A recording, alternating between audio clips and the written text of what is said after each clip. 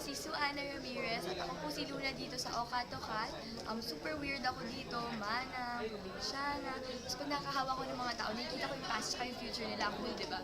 Ayun, sobrang saya ng experience namin dito sa Okatokat. Lalo na pag mga taping, lalo pag break. Minsan nga nawawala na kami ng focus, sobrang saya namin.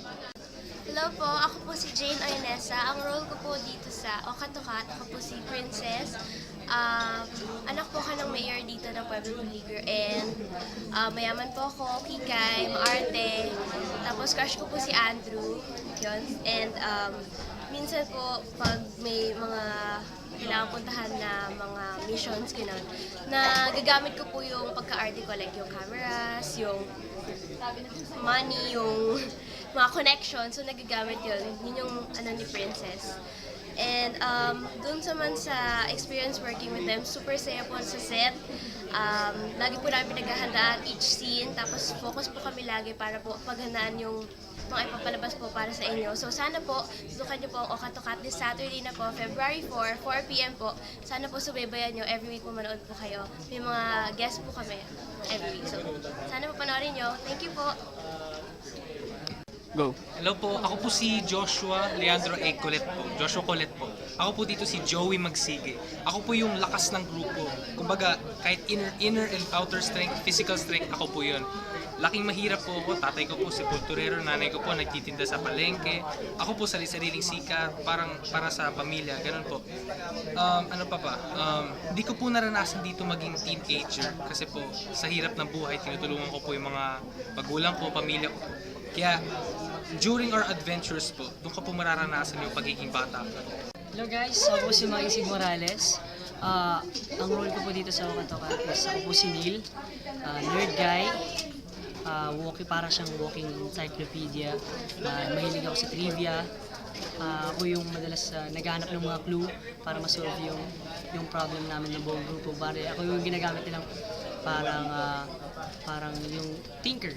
Ako po yung pinaka-inaasahan nila pagdating sa mga paghahanap ng clue. Ayun po. At experience working sa Okatokat. So far, sobrang masaya po kami kakasama. At hindi po kami nahihirapan, hindi po mahirap mag-work kasama kasi sila Paul, sila Sue, sila Jane, si Joshua. Hindi po namin naramdaman yung pagod kasi we enjoy lang po anong ginagawa namin. And yun po. Ni-invite ko po kayong lahat na panoorin ng Okatokat. Sobrang kapupulutan po talaga ng aral. Nakakatakot. Ito po yung pagbabalik ng Okatokat. Pero new version.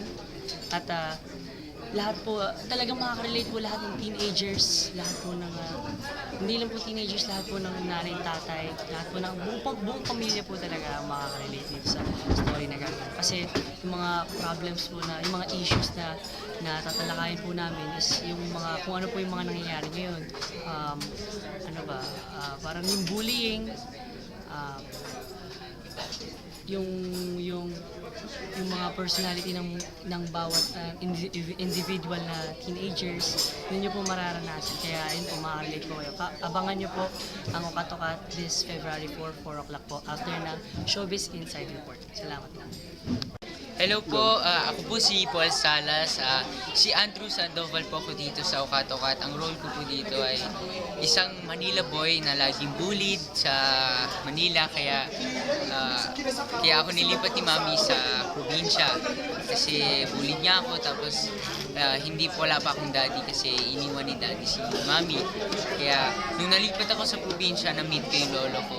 So nung una na-weirdoan ako kay lolo, kaya nung nawala si lolo, nung nawala siya sa Okatokat, doon po nagsimula ang adventure namin na maghanap ng mga nawawalang antigo galing sa lolo ko.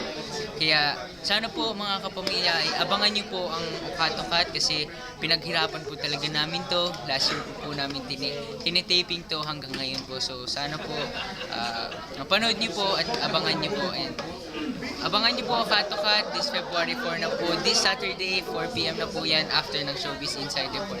Bye-bye.